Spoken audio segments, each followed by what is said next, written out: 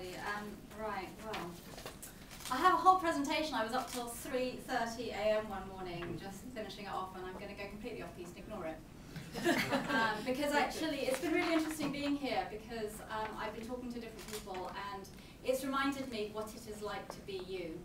I used to be, until 4 years ago, as one or two people here know, because I can actually see people, friends of mine here. I used to be an investment banker, and I was an investment banker for 18 years. And I didn't know about TFN, and if I did, I would have joined it, I think, and I would very easily have been one of you. And I think it's been very interesting for me to think about how I would have viewed food poverty in the UK if I had been sitting there. Really because, you know, I grew up in Asia, I know about poverty in Asia. I kind of thought, oh, people here, they're not really poor, they're not starving. And you know, I had a probably pretty right-wing view of things. And I realised that things are very different, actually, for people in this country. There's a lot of peer pressure, a huge amount of peer pressure. We've all been completely enveloped by the whole branding thing, and you've got to have this, you've got to have that. And you know what suffers when people go out and they buy all the things that they're supposed to have in their iPhone is actually they eat really badly. Because it's their food bills that suffer really, really badly. And I don't, does anyone here know how much it costs to buy an Iceland pizza?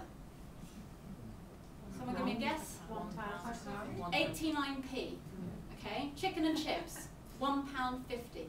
Okay. You can feed yourself for very, very little in the UK. Okay. But it's crap food. And then we wonder why people are getting obese. And the people that are getting obese are the people who are hardest up. Okay. And this is a problem, not just for them. Obviously, it's a big problem for them. You know, I didn't actually realise. I thought diabetes was like, well, you know, you shouldn't eat sweet things. But actually, people get their feet amputated.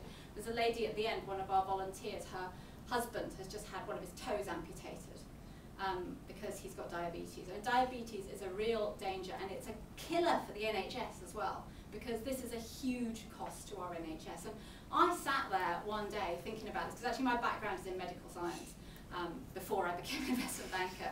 I thought, you know, we've got to do something about the NHS. You know, I mean, this is ridiculous. We've got to do something about obesity. What we've got to do, we've got to teach poor people to cook. Well, actually, that doesn't really work. Okay? So I actually had taught poor people to cook because somebody once asked me to teach people to cook at Crisis. In fact, I taught 2 courses at Crisis, teaching poor people to cook, right? Okay, well, actually, it was one of the, in some ways it was very rewarding because, well, you know, they loved it, and you could see they got so much socially out of this. This was marvellous. But I didn't feel they went home and cooked. So I knew this wasn't going to work because I'd done it. And yes, it was nice, and I enjoyed doing it, and they really enjoyed it. But you can't actually get them to cook because they will go and they will go, that's delicious, and then they'll go home and eat chicken and chips. So I really thought very, very hard about what are the actual issues. Why is it that when I give them, you know, the skills to cook this stuff, they've learned how to do it, they've got a recipe, it's not expensive, why are they not cooking it? And we did research, and I did focus groups, and I was actually, yeah, so I think I've been working at a think tank, so I think that taught me to like really address problems and really understand them very deeply. And we did focus groups, and we surveyed people, and I know exactly why people in food poverty don't cook, and the reasons are about 20. We addressed them all. I mean, my presentation was going to show you, oh yeah, it's fun. It was going to tell you how we did all this, but actually I thought you don't really need to know how we do all this. What you need to know is that what we have is a behaviour change intervention that teaches people to cook for less than £1, and it works. And I hope you've met some of our volunteers over there. Almost all of them have been through our programme. So, and they've shown up tonight. Everyone who said they was going to come has shown up here tonight. We have 70 volunteers in Hackney, and they're really passionate. They've come here and they've talked to all of you lot, and I think they pretty much all would say we've changed their life. And it works. We have taught 600 people in Hackney. I designed this. I'm not interested in teaching 600 people in Hackney. I'm interested in teaching a lot more than that, okay? I mean, I'm an investment banker, I think, on scale. So let's think about scale, you know. So everything has been designed to be replicable. It's complicated. We've got 20 reasons why people don't cook. They don't have equipment. They don't have this. They don't have that. They're lazy. They haven't got enough time. There's a million things that they've got issues with, and health issues as well. Often, you know, I mean, I can't tell you how many people don't show up because they've got a doctor's appointment, hospital appointment. I mean, it happens all the time. Getting people to show up. The reason I put this photo here is this woman is exactly the kind of person that we want to come on our course. And she is the most difficult person to get.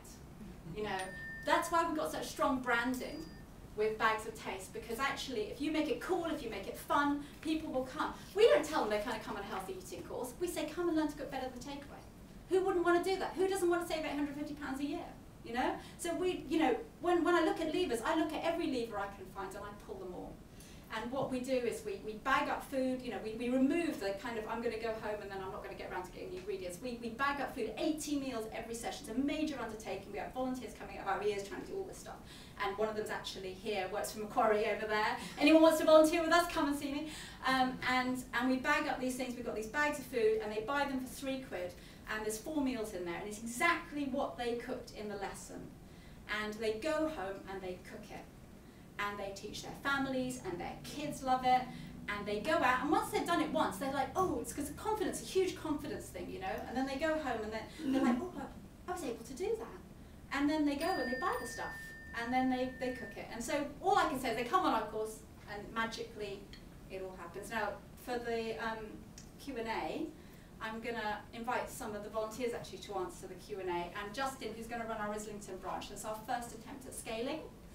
And Justin's going to come up, and Jim and Linda, and I'll answer questions.